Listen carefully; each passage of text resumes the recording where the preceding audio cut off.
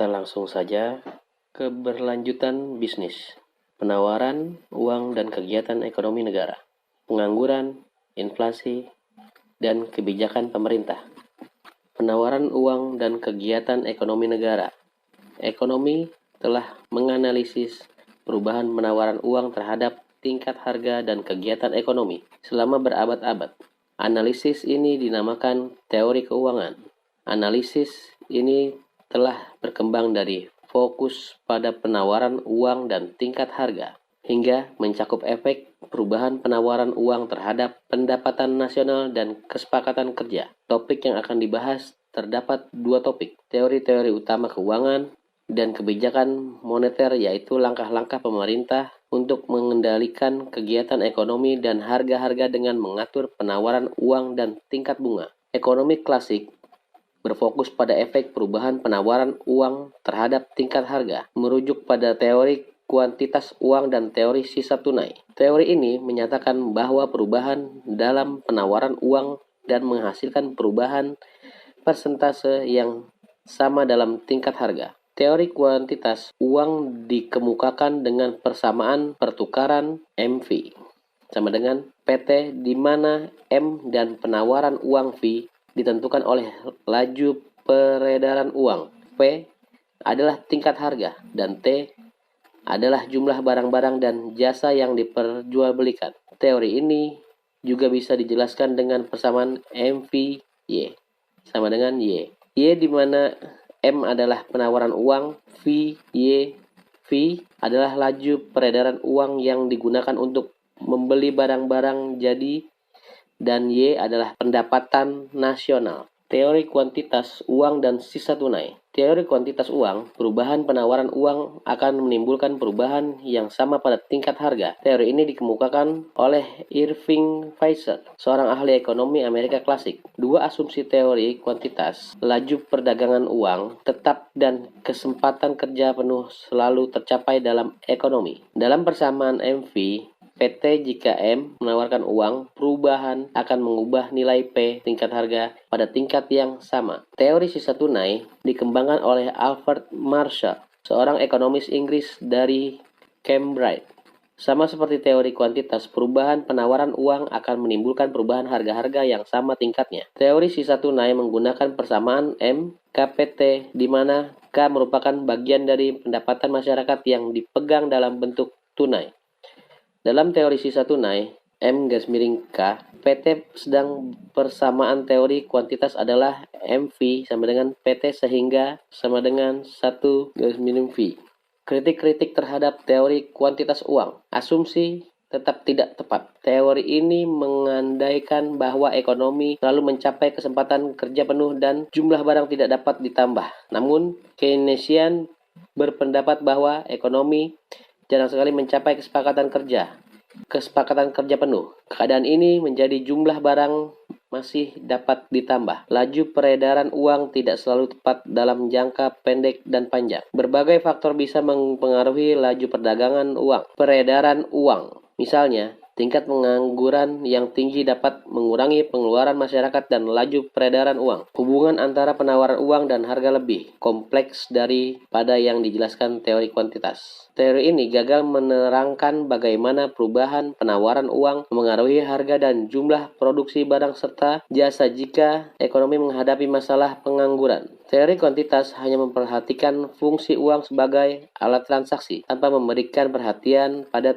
tujuan berjaga-jaga dan spekulasi. Menurut teori Keynes, uang bukan hanya digunakan untuk transaksi, tetapi juga untuk berjaga-jaga dan spekulasi. Teori kuantitas mengabaikan efek perubahan penawaran uang terhadap suku bunga. Dalam teori klasik, suku bunga ditentukan oleh penawaran dan pemerintahan tabungan, sehingga mereka beranggapan bahwa penawaran uang tidak mempengaruhi suku bunga, sedangkan golongan Keynesian Keynesian berpendapat sebaliknya, bahwa penawaran uang mempengaruhi suku bunga. Tujuan memegang uang. Permintaan uang transaksi. Uang digunakan untuk membiayai transaksi sehari-hari. Dalam ekonomi modern, uang sangat penting untuk melancarkan kegiatan ekonomi dan transaksi. Permintaan uang untuk berjaga-jaga. Masyarakat memegang uang sebagai langkah antisipasi terhadap keadaan tidak terduga atau kesusahan yang mungkin muncul di masa depan. Uang digunakan untuk berbagai kebutuhan mendesak dan penting, seperti untuk biaya kesehatan, kehilangan pekerjaan, dan investasi dalam kesejahteraan keluarga. Permintaan uang untuk spekulasi. Dalam ekonomi modern, dengan adanya institut keuangan, uang juga digunakan untuk tujuan spekulasi, yaitu dibuat sebagai investasi dalam surat-surat berharga seperti obligasi pemerintahan, saham perusahaan, dan lain-lain. Keputusan untuk menyimpan atau menggunakan uang untuk spekulasi ini dipengaruhi oleh suku bunga atau dividen. Jika suku bunga tinggi, masyarakat cenderung menggunakan uang untuk membeli surat-surat berharga. Namun, jika suku bunga rendah, mereka lebih memilih untuk menyimpan uang daripada membeli surat-surat berharga. Permintaan dan penawaran uang dan suku bunga. Menurut ahli ekonomi klasik, suku bunga ditentukan oleh penawaran tabungan dan permintaan dana untuk investasi. Namun, pandangan Keynes menyatakan bahwa suku bunga ditentukan oleh permintaan dan penawaran uang. Dengan permintaan uang terbagi menjadi tujuan transaksi, tujuan berjaga-jaga, dan tujuan spekulasi. Grafik permintaan uang untuk transaksi dan berjaga-jaga, serta permintaan uang untuk spekulasi tidak tergantung pada suku bunga, sehingga kurvanya tidak elastis sempurna. Grafik penawaran uang menunjukkan kurva MSO dan MSI, MS0 dan MS1 yang ditentukan oleh pemerintah melalui bank sentral dengan menawarkan uang bersifat tidak elastis sempurna. Suku bunga dalam ekonomi ditentukan oleh keseimbangan antara permintaan dan penawaran uang. Suku bunga dalam ekonomi ditentukan oleh keseimbangan antara permintaan dan penawaran uang. Jika penawaran uang meningkat, suku bunga menurun, dan sebaliknya. Demikianlah perubahan dalam penawaran uang mempengaruhi suku bunga. Kebijakan moneter kuantitatif. Kebijakan moneter yang bersifat kuantitatif dapat dibedakan dalam 3 jenis tindakan, yaitu melakukan jual beli surat-surat berharga di dalam pasar uang dan pasar modal. Langkah ini dinamakan operasi pasar terbuka. Membuat perubahan terhadap suku bunga yang harus dibayarkan oleh bank-bank perdagangan. Membuat perubahan terhadap cadangan minimum yang harus disimpan oleh bank-bank perdagangan. Uang dan kegiatan ekonomi. Pandangan Keynes. Ahli ekonomi klasik berpendapat bahwa perubahan dalam penawaran uang hanya mempengaruhi tingkat harga, tanpa memberikan dampak pada tingkat produksi dan kegiatan ekonomi negara. Pandangan ini berbeda dengan teori Keynes yang menjelaskan bahwa penawaran uang dapat mempengaruhi kegiatan ekonomi melalui mekanisme transaksi. Menurut Keynes, pengangguran selalu ada dan kegiatan ekonomi belum mencapai tingkat maksimum. Keynes menawarkan 2 pendekatan untuk memperbaiki keadaan ini. Pertama, dan meningkatkan pengeluaran agregat melalui perubahan pengeluaran pemerintah, ekspor, investasi, dan sistem pajak. Kedua, dengan penambahan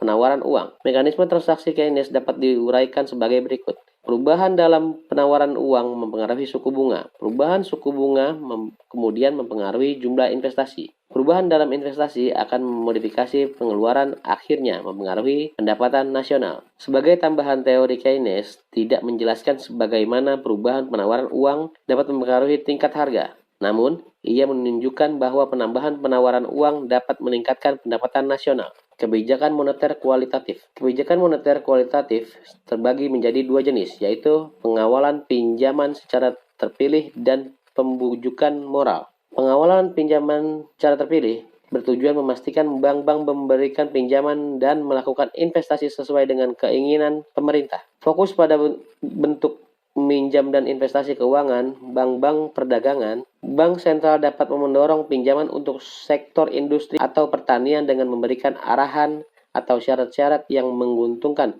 seperti suku bunga rendah. Contoh langkah-langkah melibatkan arahan untuk memberikan pinjaman kepada pembeli rumah dengan suku bunga rendah, mendorong pinjaman kepada pedagang kecil, atau memberikan syarat ringan untuk pinjaman kepada sektor tertentu. Pembujukan moral dilakukan melalui pertemuan langsung antara bank sentral dan bank-bank perdagangan. Bank sentral menjelaskan langkah-langkah dan bantuan yang diinginkan untuk mencapai tujuan pemerintah. Langkah-langkah dapat berubah dari satu periode ke periode lain. Dapat bersifat kuantitatif atau kualitatif, tergantung kepada kebijakan bank sentral. Keberhasilan kebijakan ini tergantung pada sejauh mana bank-bank perdagangan mengikuti arahan atau langkah-langkah yang disesuaikan oleh bank sentral. Efek kebijakan moneter dalam grafik. Dalam konteks kebijakan moneter yang bersifat kuantitatif, jika perekonomian mengalami kemunduran dengan meningkatnya pengangguran, bank sentral dapat memutuskan untuk meningkatkan penawaran uang dan menurunkan suku bunga. Dampak dari tindakan ini adalah meningkatkan investasi, pengeluaran agregat, pendapatan nasional, dan tingkat harga. Grafik menunjukkan bahwa kebijakan moneter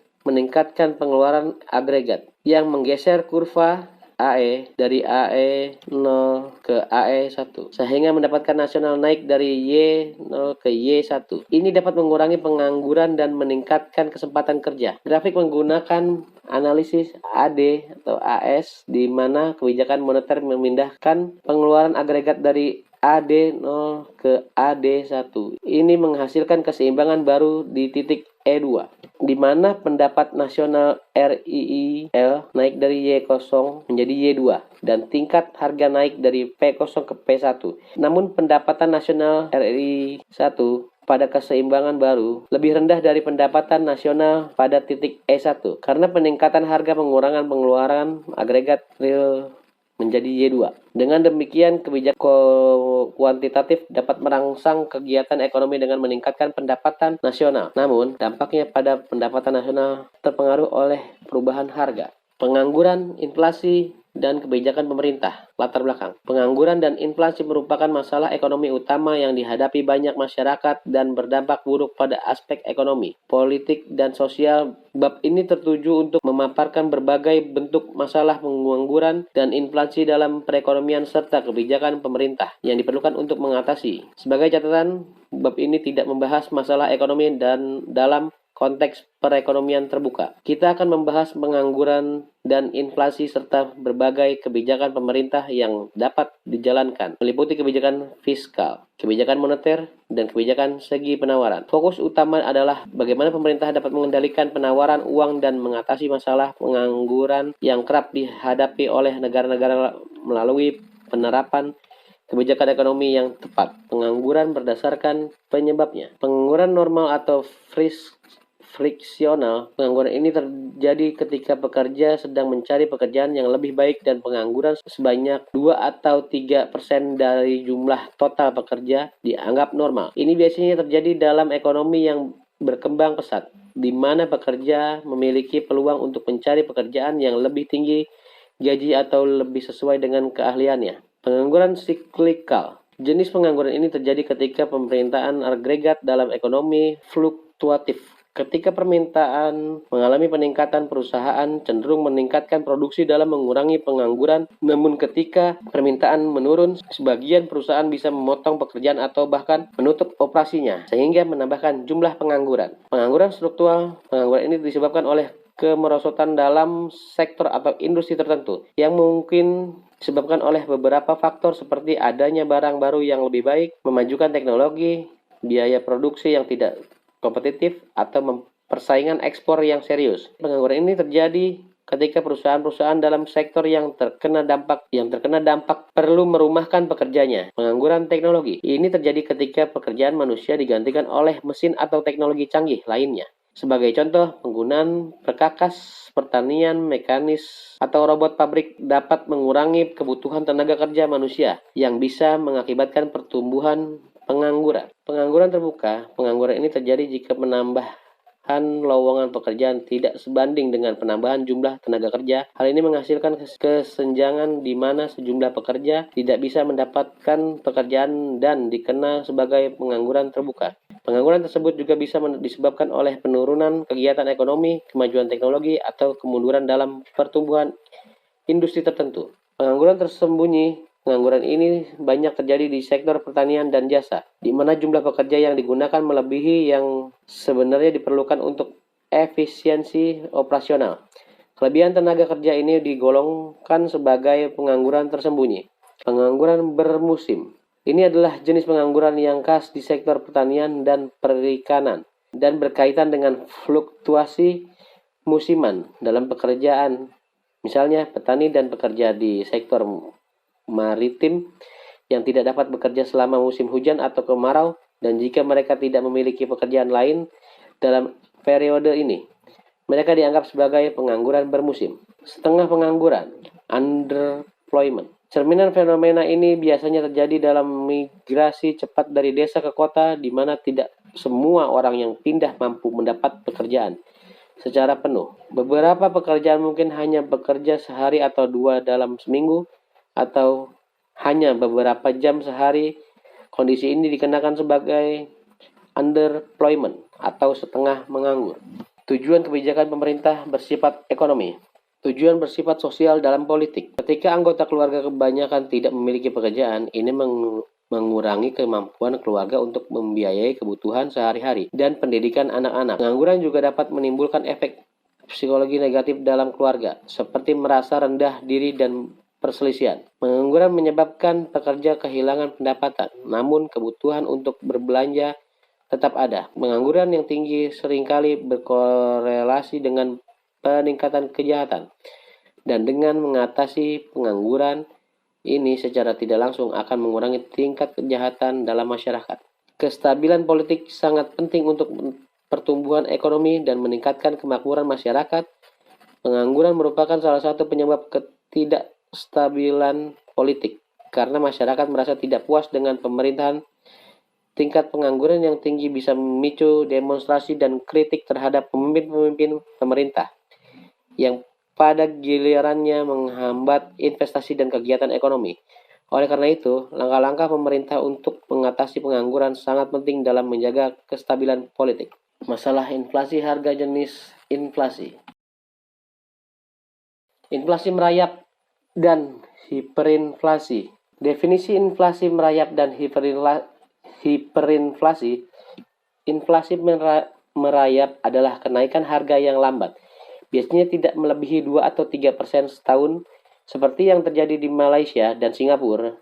Hyperinflasi adalah penaikan harga yang sangat cepat, menyebabkan tingkat harga menjadi 2 atau beberapa kali lipat dalam waktu singkat. Inflasi merayap dan pertumbuhan ekonomi. Inflasi merayap bisa mendorong pertumbuhan ekonomi karena dikatakan bahwa peningkatan harga umumnya lebih tinggi dari kenaikan upah, yang bisa meningkatkan keuntungan perusahaan dan mendorong investasi. Akan tetapi, beberapa ahli ekonomi mendapatkan bahwa jika inflasi merayap tidak terkendali, ini dapat berubah menjadi hiperinflasi. Sumber dan dampak hiperinflasi. Hiperinflasi seringkali terjadi dalam perekonomian yang menghadapi perang atau kerusuhan politik.